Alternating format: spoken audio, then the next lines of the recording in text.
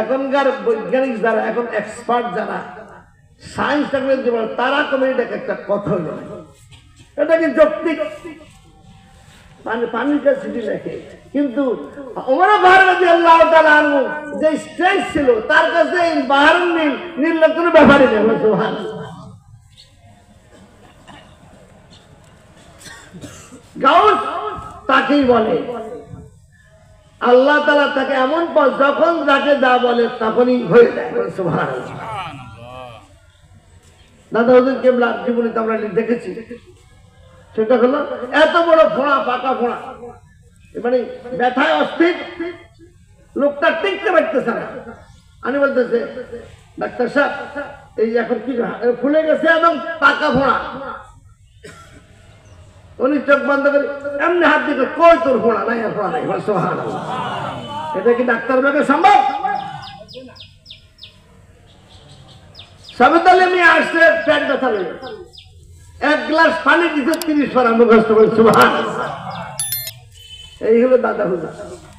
এই জন্য আমি আরো আগে বলছি ঘটনাটা, আপনার বোয়ালি কলন্দার হবে ঘটনাটা আপনাকে আরো শুনেছি না, মনে আছে কিনা? উনি ঘরের দরজা দাঁড়িয়ে আছে, তখন চিনির দাম অনেক বেশি, এক এক সময় দাম বেড়ে না, কত সময় মরিচের কেজি 200-250 হয়েছে না, লবণের কেজি 100 টাকার হয়েছে না, খুব দাম বেশি। তো এক ব্যবসায়ী আপনার চিনির বস্তা নিতেছে, বোয়ালি কলন্দার রহমতুল্লাহ আলাইহি, যিনি পানির মধ্যে কোমর পর্যন্ত এক দাঁড়ানো 13 বছর ছিল। সুবহানাল্লাহ। এখন যারা যুক্তি বিক্রি, এটা কি সম্ভব? কি বলেন? 13 বছর দাঁড়িয়েছিলেন, এলহাম হলো আর কত দাঁড়াবি, চাষ কি? আমি আলী হইতে চাই, কারণ আলী তো হয়ে গেছে, তুই বউ আলী, আলীর খুশবু তোর মধ্যে দিলাম, তোর শরীর থেকে আলীর খুশবু বেরোবে। তো উনি দাঁড়িয়ে আছে, চিনির বস্তা লইয়া হুজুর জিজ্ঞাসা, এই মেয়ে কি নিতেছ? এখন দোকানদার চিন্তা করে, যদি চিনি বলে তোর হুজুর 2 কেজি চিনি দেওয়া লাগবে, হুজুর লবণ লই দিতেছে, বাড়িতে দেখ বস্তা খুলি পুরোটা লবণ হয়ে গেছে। সুবহানাল্লাহ। এখন ওয়াইফকে জিজ্ঞাসা করে, এই তোমার তো চিকন বুদ্ধি আছে, আমার তো চিনি লবণ হয়ে গেছে, আমি কি করি? কাপড় বস্তা বাঁধেন, আবার ওখান দিয়ে যান। কেন হুজুর যখন আবার জিজ্ঞাসা করবে, বললে চিড়ে দিচ্ছে, তারপর আবার যাইতে আছে, কি রয়েছে? হুজুর চিনি রয়েছে, চিনি রয়েছে, বাড়িতে ঘুরে যায়, দেখে পুরো চিনি হয়ে গেছে। সুবহানাল্লাহ। এর নাম গাউস। কেন কেন হয়েছে? বুখারী শরীফের কিতাবুল হাদিস করা আসছে, আর কয়েক জায়গাতে হাদিস আসছে, বান্দা ইবাদত করতে করতে, নফল নামাজ পড়তে পড়তে, রিয়াজত করতে করতে এমন পর্যায়ে উঠে, আল্লাহ বলে হাদিসে কুদসি, সে আমাকে ভালোবাসে, আমি তাকে ভালোবেসে ফেলি। তখন সে যখন চোখ দিয়ে দেখে, আমার পাওয়ার দিয়ে দেখে, বলেন সুবহানাল্লাহ। সে যখন কথা বলে, আমার পাওয়ার দিয়ে কথা বলে। সে যখন হাত দিয়ে ধরে, আমার পাওয়ার দিয়ে হাত দিয়ে ধরে। সে যখন হাঁটে, আমার পাওয়ার দিয়ে চলে, তার পাওয়ার চলে না, আমি রব্বুল আলামিনের পাওয়ার এসে চলে।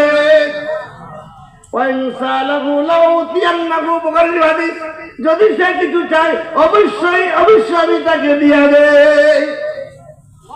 এটা হলো গাউস। আর কোনো কিছু ফানা যদি চায়, আমি সাথে সাথে দূর করি।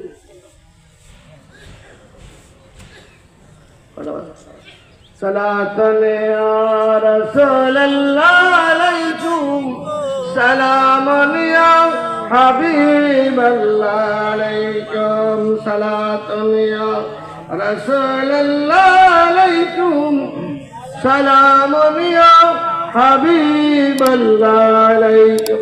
আমার কথা বোঝা যায়? বোঝা যায়? কঠিন জিনিস সহজ করে বলার চেষ্টা করতেছেন। এখন আমাদের দেশে যে পীর মুরিদি চলছে, তরিকা তো সবকে নেয় নাই, হলো কি পীর তরিকা। শরীয়তে কিছু জানে না, আমির শরীয়ত চলছে না।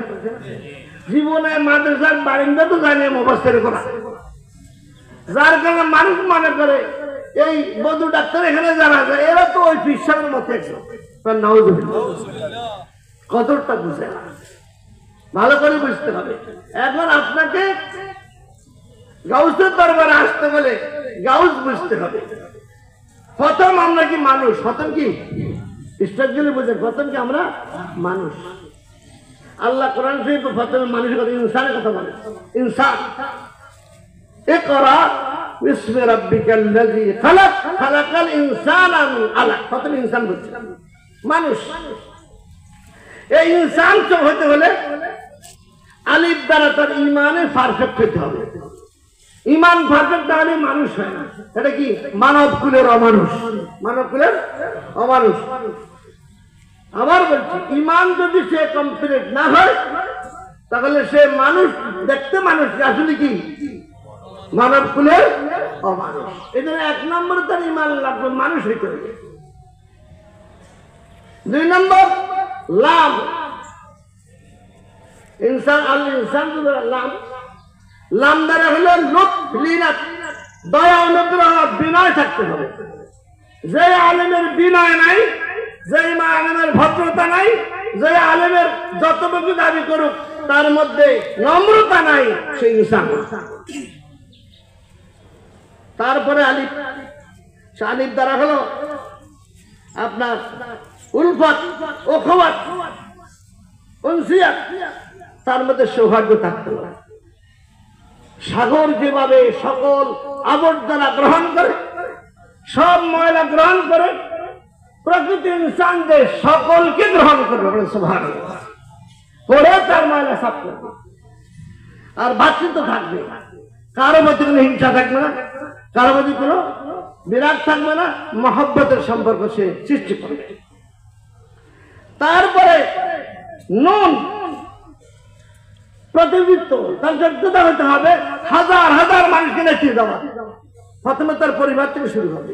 পরিবারে যারা আছে, স্ত্রী সহ সবাই তাকে ভক্তির সাথে মানবে।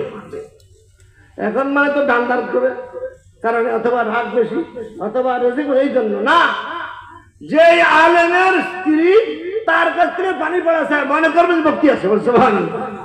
নিজের ওয়াইফ কিন্তু স্বামীর কাছে পানি পড়া সহজ চায় না, কারণ পিরিসিনে না মায়, পিরিসিনে না গায়, পিরিসিনে না ঘরের জন্য, মার কাছে ছেলে আর স্ত্রীর কাছে কি হাজবেন্ড, গোপন সব জানে।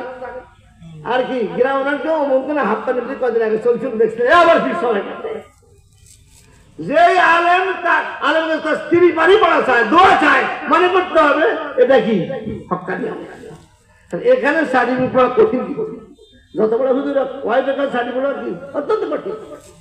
এই জন্য প্রতিদিন নেতৃত্বের যোগ্যতা অর্জন করতে মানুষ হতে হবে।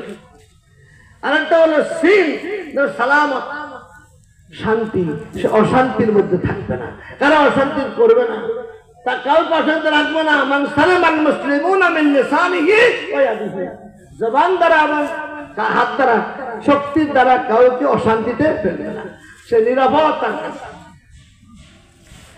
তারপরে একটা আলিফ আছে, মনুষ্য, মানবিক হতে হবে তাকে। সব মানুষকে ভালো, হিন্দু হোক, বৌদ্ধ হোক, নাসারা হোক, তাকে সম্মান, মানুষ হিসেবে সম্মান। আমি এশিয়ান ইউনিভার্সিটির প্রফেসর ছিলাম 9 বছর।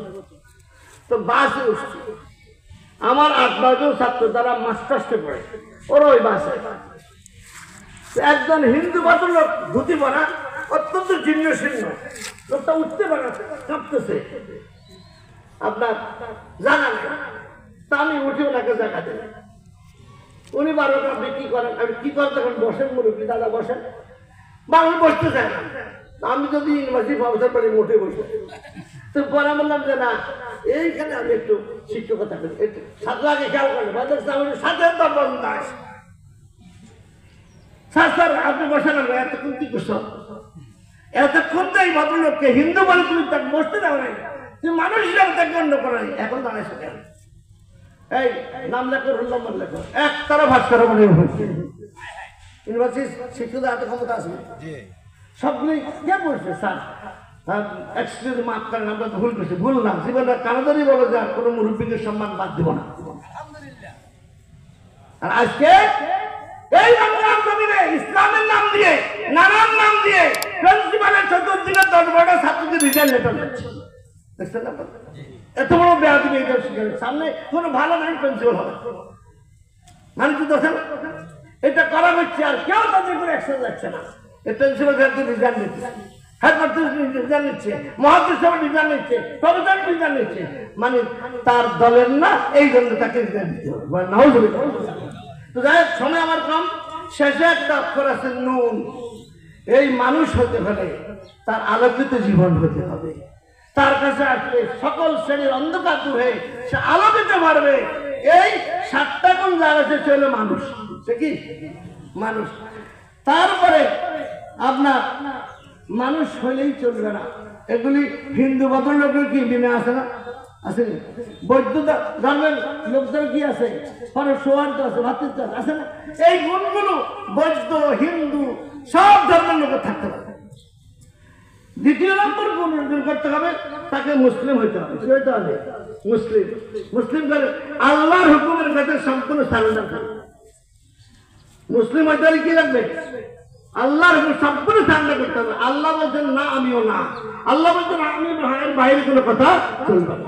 আপাতত সুদ খাইয়া গেছে 5% সরকার করলো যে যারা সরকারি সার্ভিস করছে তাদের 5% দিলে সুদ তাকে ঋণ দেওয়া যাবে। এই দাঁড়িয়েওয়ালা তবলিগে 3 চিল্লা দিছে, আমি দেখছি, এবং সুন্দর চেহারা টুপিটার মধ্যে 5% না, একটা লোন লয় তার বাড়ি চলে পরে দেখবো লাইন ধরছে সুদের মধ্যে চলতে পারবে কথা বলছে। সুযোগ পাইলে এখন আর তার চিল্লার কথা মনে নেই, তার পীরের মুরিদের কথা মনে নাই, সুযোগ পাইলে ঢুকতে সেখানে। এর নাম মুসলমান। 3 নম্বর, মুসলমান হইলেই চলবে না, তাকে মুমিন হইতে হবে। কি হইতে হবে? ভালো করে শুনে, খুব তা দেখেছি, মুমিন হইতে হবে। গাউস হওয়ার জন্য 3 নম্বর কাজে তাকে মুমিন হইতে হবে। আহলে সুন্নাত ওয়াল জামাতের আকীদার খেলাফ সে করতে পারে না। যত বড় হুজুর হোক, আন্তর্জাতিক খ্যাতি সম্পন্ন হোক, আহলে সুন্নাত ওয়াল জামাতের আকীদার খেলাফ সে কোনোদিন গাউস হতে পারবে না, অলি হতে পারবে না। এটা শিল মারা, এই আকীদার বাইরে যাওয়া যাবে না। তাকে তওবাকারী হইতে হবে, আর পাপ হবে, গুনাহ হবে, তওবা ইবাদতে মশগুল থাকবে, আল্লাহর প্রশংসা করবে সবসময়। আলহামদুলিল্লাহ, উঠতে আলহামদুলিল্লাহ, আলহামদুলিল্লাহ, হাওলা ওয়ালা কুওয়াতা ইল্লা বিল্লাহ, সুবহানাল্লাহ, সব সময় করতে থাকবে। রোজা পালন করবে, রোজা সে বাদ দিবে না। সাহেবরা 3টা তফসিল নিতে সময় আমার নাই, একটা রোজা পালন করছে, কোনোদিন রোজা ভাঙবে না। আর একটা তফসিল হলো যুদ্ধের ময়দানে চরম অভাবের সময়, খাওয়া নাই, দাওয়া নাই, তখনও বর্ডার থেকে সে ফিরবে না, জীবন দিতে প্রস্তুত। রুকু সেজদার মধ্যে সে লিপ্ত থাকবে। অন্যায়ের আদেশ করবে, অন্যায়ের আদেশ করতে গেলে তো ক্ষমতা লাগবে না, ক্ষমতা ছাড়া পারবে। আপনাকে শুনলে এই যদি নোয়াখালী ডিসি সাহেব আদেশ দেয় আমার অফিসে যারা নামাজ পড়বে না তাদের প্রমোশন বন্ধ, মসজিদে দেখা হবে না। ক্ষমতা আপনার থাকতে হবে, এই জন্য ক্ষমতায় যাইতে হবে শাহজালালের মতো আল্লাহর অলির নেতৃত্বে। তথাকথিত ইসলামপন্থী যারা তরিকতকে বিশ্বাস করে না, তরিকতকে আপনার মুসলমানদের অংশই মনে করে না, তারা ক্ষমতা গেলে কি করবে? মাজার সব ভাঙবে, সব মাজার ভাঙবে, এবার খানকাগুলি ভাঙবে, আপনাদের মাহফিল দিবে না, এগুলি চলবে না বেদাত।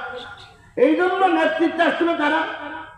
যারা কি কোরআন সুন্নাহ ফিকহ জ্ঞানে সরাসরি হক্কানি উস্তাদ থেকে শিখছে। 2 নম্বর প্রশাসন বুঝে, 3 নম্বর ইবাদত বন্দেগীতে আমার ইজারু যুকির আল্লাহ, তাকে দেখলে আল্লাহ কথা শোনা। সুবহানাল্লাহ। শাহজালাল খানজাহার এই লোক ছিলেন, ওই নেতৃত্ব আসছে। অন্যায় থেকে নিষেধ করতে। এখন ছেলে একটা খুব মস্তান হুজুর, এলাকার ইমাম, ছেলে খুব দাম পিঠে। আমার আসি বলতেছে, ভাই ছেলেটা জ্বালায় বাসে না, সাংঘাতিক সাহস, সে কাউকে পরোয়া করে না। এই তো আপনাকে সমাজ করলেন, আপনার ছেলে প্রশ্নটা করতেন, আপনি সবকিছু কাউকে পরোয়া করে না, কদিন পরে কান্না শুরু করছে যে সবার থেকে স্টিকার ধরে টাকা নিয়ে গেছে। এখন তার টাকার সাথে মদ খাইতে হবে, তার মার কাছে গুলি করছে, মায়ের খবরে। তো তুই যদি এখন মামার কাছে টেলিফোন না করেন 20,000 টাকা, তো তোর গুলি করবি। এখন মায় কি করবে? কান্দাকাটি করে ভাইয়ের কাছে, ভাই 20,000 টাকা দিচ্ছে। কদিন পরে বাবার দোষী বলবে যে আমাকে 30,000 টাকা দিয়ে আমার আজকাল দিন মদ খাওয়া হতেছে না। অথচ বাবাই পছন্দ করতে আমার ছেলে খুব টানছে সব সাহস। এই জন্যই ছোটকাল থেকে 7 বছর বয়সে মসজিদে নামাজে নিয়ে যেতে হবে সন্তান। মা মেয়েদেরকে নামাজের পিছনে দাঁড় করাইতে হবে এবং 10 বছর বয়সে পিটাই হলো নামাজ পড়াইতে হবে। তুরস্কে আমি দেখে আশ্চর্য হয়ে গেছে, বিরাট মসজিদ, শাস্ত্রীয় মসজিদ বড় যেটা নামাজ পড়তে গেছি, দেখি মুসলিম থেকে বাচ্চাদের সংখ্যা বেশি, মুসলিম থেকে বাচ্চাদের সংখ্যা বেশি।